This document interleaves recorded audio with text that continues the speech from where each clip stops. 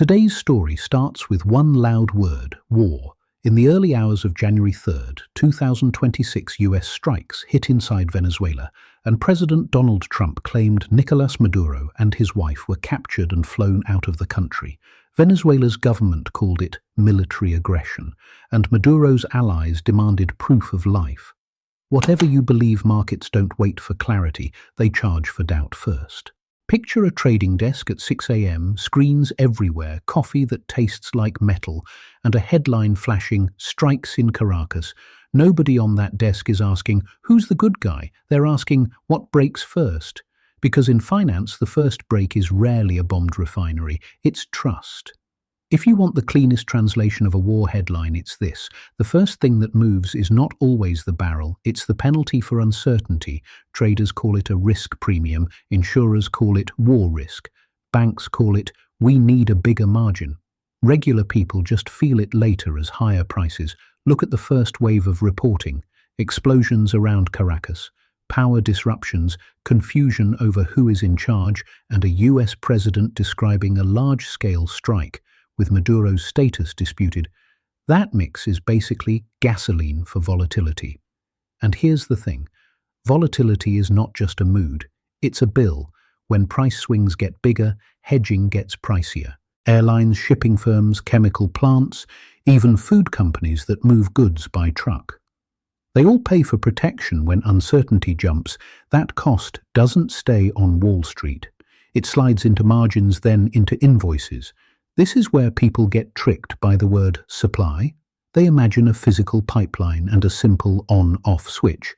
But oil is also a paper market, futures options, swaps contracts that let you buy protection or take a view. When a shock hits, these paper barrels move faster than real ones, so prices can spike on fear, then cool if the fear fades. It's not hypocrisy. It's the market doing what it always does, pricing possibility. Most people hear Venezuela and think, okay, that's far. But in energy markets, far doesn't mean small. Venezuela is a crude supplier with a very specific kind of oil, extra heavy barrels, tied to specific refinery setups. Even if the physical flow doesn't stop tomorrow, the fear of disruption forces buyers and sellers to lock in alternatives. And that bidding war alone can push prices. And if you want a quick why the screen reacts so fast, look at the benchmarks. Brent and WTI aren't just prices. They're reference points for thousands of contracts. The moment traders think the Atlantic basin might get tense, they start protecting those benchmarks. Sometimes the front month jumps, sometimes the whole curve shifts, sometimes options explode first because people buy insurance before they buy barrels. Now, let's be honest about the war label. A formal declaration is one thing and a sudden strike is another, but markets don't care about legal vocabulary. They care about whether ships move payments clear and contracts stay enforceable. If any of those gets shaky, the premium rises, and that's why you can see a war effect without a single empty gas station. If a refinery manager thinks feedstock might get messy, he calls a trader, the trader pays up for a hedge. The hedge moves the screen price changes the mood. The mood changes the next contract. It's a chain reaction built out of fear and math. One more layer: uncertainty about leadership is its own kind of fuel. When Maduro's capture is claimed, then questioned, then challenged with "show proof," the market doesn't pick a side, it just prices more. Maybe. And maybe is expensive. Ne yalan söyleyeyim. The human side hits me here. A family doesn't care if the spike came from paper markets or physical shortages. They just see the pump total climbing. That's why this story matters. So the smartest way to track the Venezuela shock is not to stare at one headline. Watch the pipes: insurance, shipping time, payment routes, and credit spreads. That's where the first real money leak appears. Oil doesn't teleport, it rides on steel, paperwork, and credit. When conflict heats up, 3 quiet prices jump before you even see a shortage. 1. War risk insurance. 2. Freight rates. And 3. Financing costs. A tanker is a floating vault. It's not just oil on board. It's a claim, a promise, and a liability nightmare if something goes wrong, so the industry insures everything: cargo, hull, crew, and third-party damage. In calm times, that insurance is a boring line item. In tense times, it becomes the price of admission when an area starts looking hotter. Caracas strikes mobilization, calls unclear command. Insurers don't wait for a committee meeting, they reprice routes fast. A policy that was routine last week can turn into special terms, higher premium, extra clauses. This week, then freight follows. If crews don't want to sail, if ports slow down, if inspections stack up, ships sit at anchor. Every hour at anchor is money, and yes, that cost lands on the cargo. Here's a finance history echo that helps people feel it. During past conflicts that touched sea lanes, the biggest early shock often wasn't a total stop. It was the cost of moving goods safely. The world learned long ago that shipping is the bloodstream of prices. Cut it and everything goes pale, even scare it, and everything gets more expensive. Now add sanctions friction. Venezuela's oil sector has been constrained by sanctions, limited foreign investment, and PDVSA's financial and technical stress. That means trade is already running with extra sand in the gears when a military shock hits the gears. Don't just slow, they grind. Compliance teams freeze payments. Banks ask for more documentation. Traders demand deeper discounts. Shipping firms charge extra for risk. It's a chain reaction, and it's why a war story becomes an inflation story faster than people expect. Let's make the paperwork part real. A lot of oil trade runs through letters of credit and short-term financing. When risk rises, banks either charge more or step back. Then the seller has to find another bank or accept slower payment or accept a worse price. That's not politics, that's plumbing, and there's a word shipping people say with a straight face that sounds like a joke. Demurrage. It's basically a parking ticket for ships. If your tanker waits, you pay. If it waits longer than planned because inspection rules change or port operations slow, you pay more. Those parking tickets can stack up fast, and guess what nobody eats that cost out of kindness? This part is almost boring to describe, but it's deadly in practice. A bank officer sees a payment linked to a risky route and says, "Hold it." A legal team says, "We need another document." A shipper says, "Fine, but I'm charging you more." Then you wake up and the same barrel costs more delivered, even if the producer didn't change the sticker price. And there's a trick inside the trick. When paperwork piles up, time stretches. Time is not neutral. Time is interest, time is storage, time is demurrage. If a tanker waits, somebody pays. If a refinery waits, somebody pays. Those costs flow like water downhill, and they usually end in the consumer's lap. My stomach drops thinking about how quickly this happens after a headline. You can almost hear the printer in a shipping office spitting out amended terms. If you want a simple checklist for your audience, give them this. Is airspace restricted? That hints at sustained activity and higher insurance. Are ports and roads stable? If not, loading slows. Are banks and insurers still willing to touch the trade? If they hesitate, price jumps. Are discounts widening on Venezuelan barrels? That tells you fear is winning. So yes, war shows up as smoke on TV, but in finance it also shows up as a surcharge. A lot of people still think geopolitics runs on cartoon logic. Big country sees oil, big country invades oil, money pays the bill. That story made more sense in older eras. In the last 20 years, the math changed, and it changed in a way leaders can't ignore. Start with the most sobering number in modern US financial history. Research from Brown University's Costs of War project puts the total cost of post-9/11 wars at about $8 trillion. And that's before counting future interest on borrowing trillions with a T. That's the sound of a generation paying for decisions made in panic and pride, and when you spend like that and don't earn it back. Leaders learn, not always morally, financially. This is where your invasion that never happened framing hits. You don't even need a single magic figure like 300 billion. The pattern is enough. The real expense is not the first week. It's the years after, security, governance, rebuilding, and the political bill at home. Think about the hidden costs that don't fit in a victory speech. Veteran care interest on borrowing, replacement of equipment, and the way wars pull talent and money away from other priorities. That's opportunity cost. It's the quiet killer of grand plans, and opportunity cost matters because defense spending is not infinite. Recent budget documents put US defense numbers in the high hundreds of billions, around the 800 billion to 850 billion area, depending on what you count and how you label it. So every new large operation forces a choice: spend here or spend there, and there isn't abstract. It's readiness, procurement alliances, domestic politics and debt. This is also why modern pressure often looks like finance. Freeze assets, block payments, threaten secondary sanctions, push insurance and banking away from a trade. It's cheaper than a long occupation, and it can still hurt. It's not clean, it's not gentle, but it fits the spreadsheet. Now tie that back to Venezuela, people say, but it has the world's biggest reserves. True. But a reserve is not a bank account.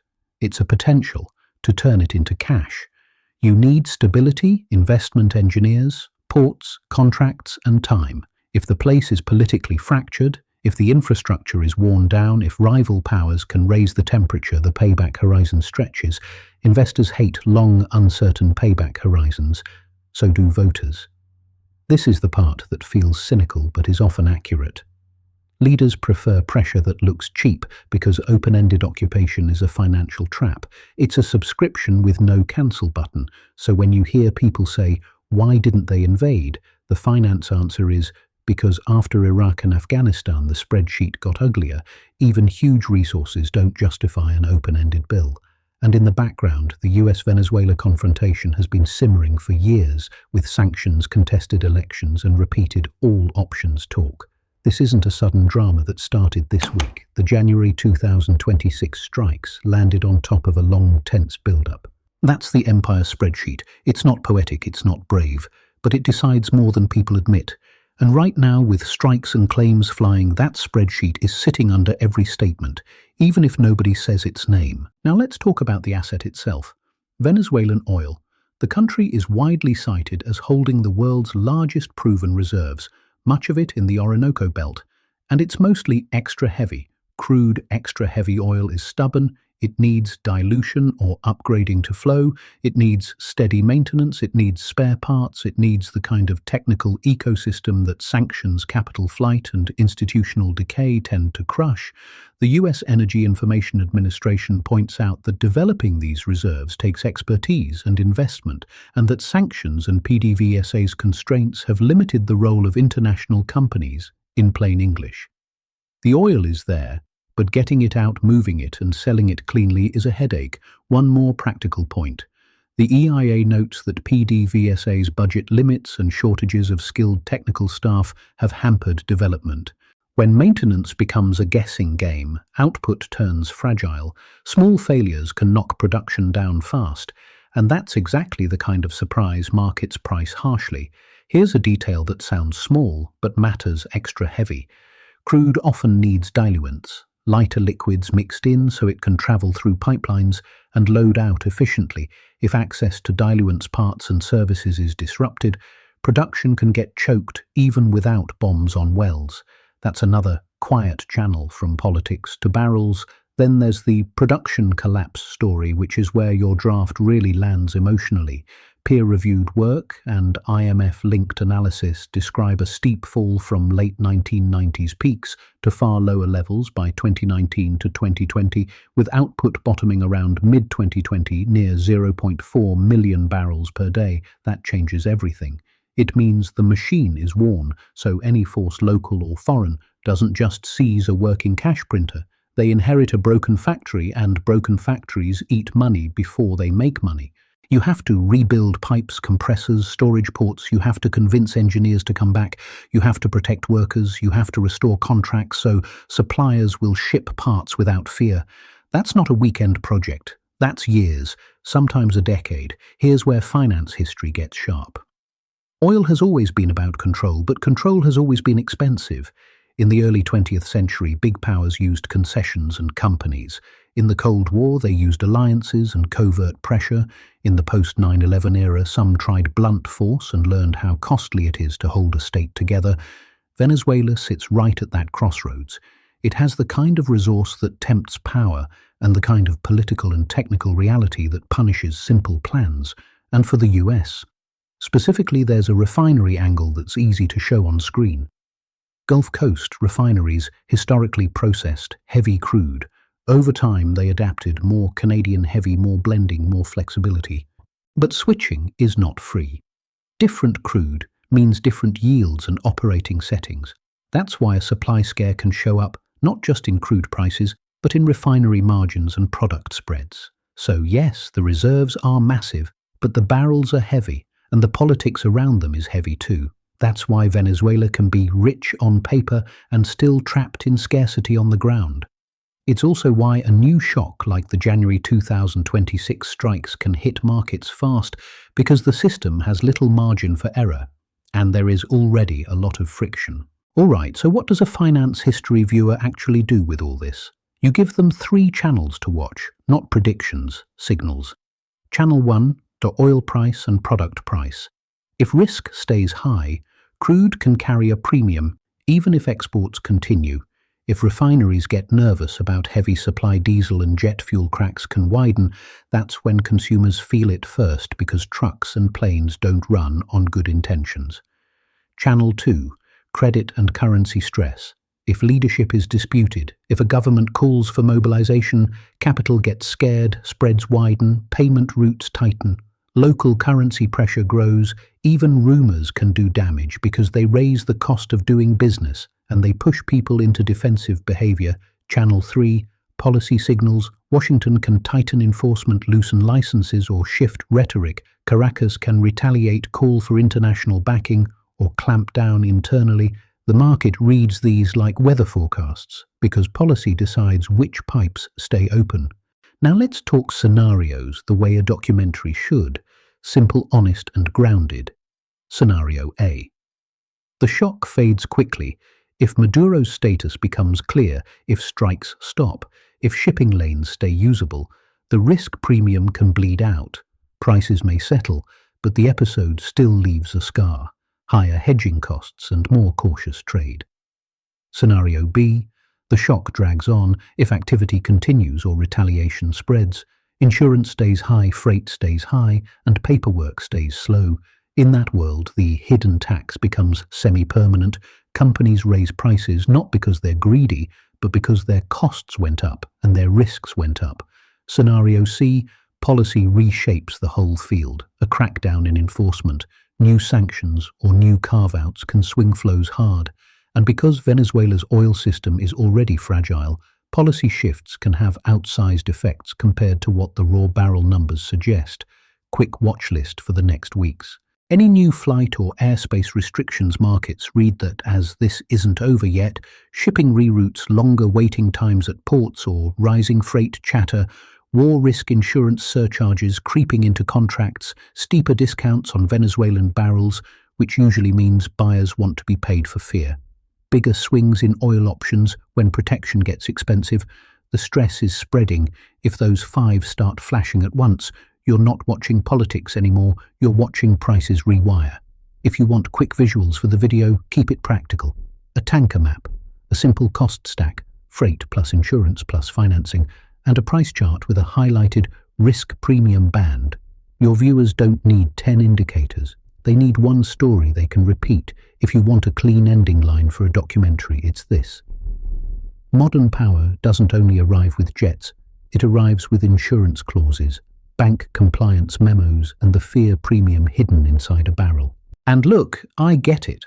People want a simple villain and a simple hero, but money doesn't work like that. Money asks, can I get paid? Can I ship? Can I hedge? When the answer turns into maybe, the price goes up. So keep your eyes on the boring stuff. War risk insurance, chatter tanker routes, refinery margins and credit spreads, because that's where the next chapter gets written quietly and then all at once.